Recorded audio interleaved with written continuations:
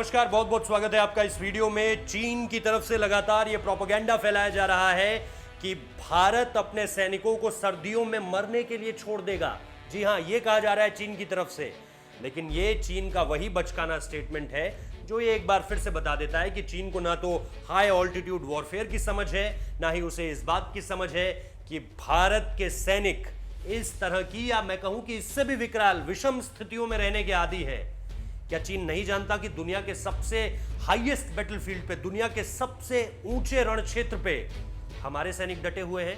हमारे सैनिकों ने किस तरह से पाकिस्तान को धूल जटाई थी और किस तरह से सियाचिन पर कब्जा किया था, जहां पर एक दिन का रहने का खर्चा 4 करोड़ रुपए से ज्यादा आता है। क्या चीन इस बात को नहीं जानता? क्या चीन इस बात को नहीं जानता कि दुनिया का सबसे ऊंचा कोई बैटलफील्ड अगर टॉप कैप्चर्ड है तो वो हमारे देश के सैनिकों ने किया है? उसका नाम है बाना टॉप। वो 21,500 फीट की ऊंचाई पर है। चीन इससे तकरीबन 10,000 फीट की ऊंचाई पर भी उसका कोई पोस्ट नहीं है। बाना टॉप 21,500 फीट की ऊंचाई पर है। चीन में जिस तरफ एलएसी के इस तरफ जहां पर भी हमारी पोस्ट है वो 17,000 फीट, 18,000 फीट, और अगर आप नीचे चले जाएं थोड़ा सा और तो 15,000 फीट उनकी मिनिमम ऊंचाई है। चीन इन बातों को नहीं जानता है, इसीलिए उसका जो मुखपत्र ग्लोबल टाइम्स है वो बचकाने बयान देता है। वो ये कहता है कि भारत इन ऊंचाइयों में रहने का आदी नहीं है। अरे कोई बताए चीन को कि हम -50 डिग्री सेल्सियस में भी रह लेते हैं, जो सियाचिन है, जिसे ठंडा रेगिस्तान कहा जाता है, और हम थार में भी रह लेते हैं जहां पर तापमान गर्मियों में, प्रचंड गर्मी में 50 डिग्री सेल्सियस चला जाता है। तो ये चीजें चीन को बिल्कुल नहीं पता है, इसीलिए चीन का मुखपत्र जो है वो इस तरह की बेतुकी, बचकानी और बेढंगी बातें करता है जिसमें कोई लॉजिक निकलकर सामने नहीं आता है। भारत के सैनिक इससे विषम परिस्थितियों में रहते हैं, न सिर्फ रहते हैं बल्कि चीन और पाकिस्तान दोनों को पछाड़ कर वहां पर रहते हैं, और सियाचिन इसका जीता जागता उदाहरण है, जो दुनिया का सबसे ऊंचाई पर बना हुआ, हमने कब्जा किया, हमने जीता, वो रण क्षेत्र है। और ऑपरेशन मेघदूत अगर भूल गया हो चीन तो ऑपरेशन मेघदूत जाकर याद करे, जहां पर बाना सिंह की टीम ने किस तरह से सियाचिन में पाकिस्तान को पटखनी दी थी, उसको तो दुनिया जानती है। और सियाचिन एक ऐसी जगह है जहां रहना तो छोड़ दीजिए, उसके बारे में सोचने पर भी आम आदमी तक, हिंदुस्तान का आम आदमी भी कांप उठता है कि सियाचिन में किस तरह की परिस्थितियों में रहते होंगे।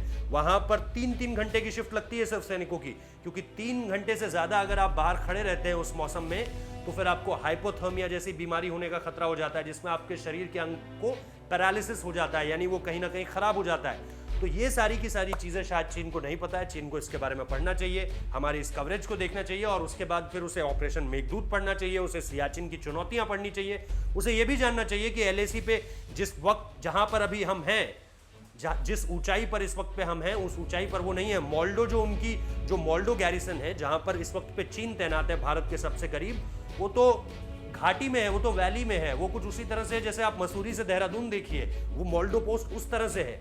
दूसरी तरफ अगर आप ये सारी की सारी चीजें देखें कि हम उस जगह के सबसे ऊंचाई वाले क्षेत्र पे हम हैं, यानी काला टॉप पे हम हैं, हेलमेट टॉप पे इस वक्त पे हम हैं, गुरुंग हिल पे हम हैं, रेचिनला में हम हैं, रेकिनला में हम हैं, तो ये सारी की सारी जगहों पर हम हैं। तो चीन शायद ये सारी की सारी बातें भूल चुका है कि भारत हाई ऑल्टीट्यूड में न सिर्फ रहना जानता है बल्कि वहां पर लड़ना भी जानता है और जीतना भी जानता है। और सबसे बड़ी बात ये कि 1962 में हमने अपनी एयरफोर्स का इस्तेमाल नहीं किया था। इस बार सबसे ज्यादा जो आसमान में जिसकी गर्जना सुनाई दे रही है वो हमारी इंडियन एयरफोर्स ही है, जिसमें आपको पता है कि राफाल हैं, जिसमें Su-30 MKIs हैं, जिसमें जैगवार्स हैं, MiG-29s हैं, और अगर मैं हेलीकॉप्टर्स की बात करूं तो LUH है, लाइट यूटिलिटी हेलीकॉप्टर, LCH है, लाइट कॉम्बैट हेलीकॉप्टर, अपाची हमारे पास है, AH-64।